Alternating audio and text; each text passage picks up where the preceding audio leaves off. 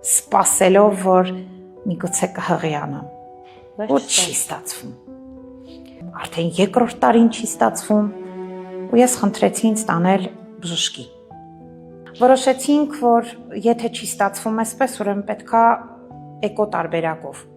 ունենանք, եկանք Երևան, ունեինք բոլոր անալիզների պատասխանը, ամեն ինչ նորմալ է, իդեալական, տրամադրված ենք, պատրաստ եկել ենք, մի մամոգրաֆիա ու առավոտյան լինելու է, ինչ որ լինելու է ու սպասենք, որպեսզի բալիկ ունենանք։ Մտնում եմ մամոգրաֆիայի, նայում են